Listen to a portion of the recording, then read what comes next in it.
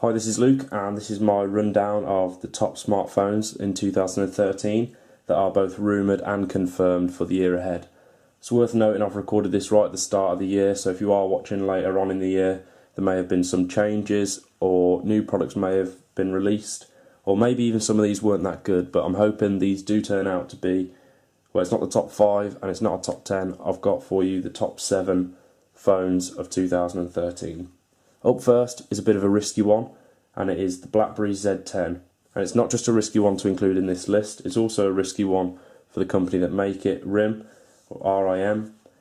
The Z10, it really is going to be sink or swim for them. They've had massive financial trouble, and Z10 is where all their hopes lie now. It's got a sleek design, I'll give them that, it does look nice. The BlackBerry 10 operating system as well, I've heard some good reviews about that, although it might just be a mix of iOS and Android, and maybe just a bit of a BlackBerry design on it. And BlackBerry Messenger, obviously not a brand new feature, but it'll show its face again for BlackBerry lovers, one of their favourite features. Next up is the iPhone 5S. Didn't want to include it right near the top because it's obvious what's coming. Not a huge upgrade from the iPhone 5, as they normally only do a 2-year release cycle on major upgrades. There's going to be slight tweaks, maybe a slightly better camera, slightly better processor as well, but the main thing that's rumoured for the 5S is different colour options like the iPod Touch and the Nano. Maybe you might be able to pick up the iPhone in blue, orange, pink, who knows, but something a little more interesting anyway. Not sure how good it will look with the slate. Sony Xperia Z confirmed for a March release. It's got a 5-inch screen, 441 pixel per inch display of 1080p as well, so a really good screen on that. The interesting thing about the Xperia Z is it's fully waterproof up to 1 metre and for 30 minutes of time, so a fully waterproof phone, really innovative, and a lot of people out there will either have a story of their own or they'll know someone that's dropped their phone in a puddle or in the bath or even down the toilet and ruined it, so that's a really good safety feature on the Xperia Z. Also good for using it in the rain and things like that. It's a decent phone as well, quad-core, 1.5 GHz processor.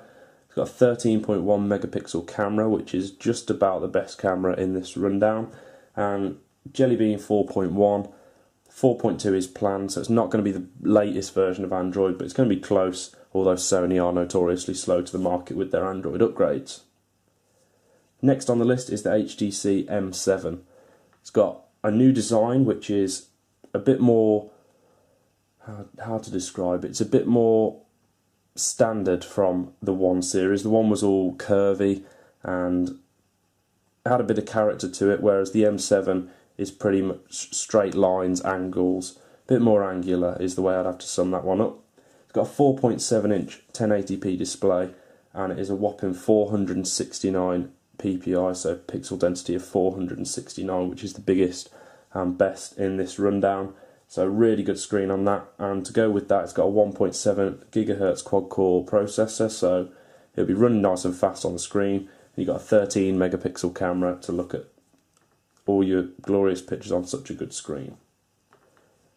Next up, the first entry from Samsung. I'm sure you will have all thought there'd be a couple of those in there, which there are, but first up is the Note 3. Huge success has been seen with the previous version of the Note, and the huge doesn't just come down to the size of the phone. It really is a popular device, particularly the Note 2. It's gone down a storm. The Note 3 is expected to get even bigger with a 6.3-inch display. Hopefully a better screen coming on that, although I haven't seen any rumours of the pixel density on that. Although the Note 3 was Pentile, it could do with sharpening up a little bit. A faster processor is also rumoured. Could it be the new Samsung Exynos 5 Octa chip, which is 2 sets of quad core, so it's effectively 8 cores in it. It's got a Cortex A15 for high performance, and then a Cortex A7 chip for low level usage. So 2 sets of quad core, effectively 8 core, but not quite the real deal. And although the Note 2 has amazing battery life, the Note 3 is rumoured to have even better battery life to go with the chip. Nexus 5.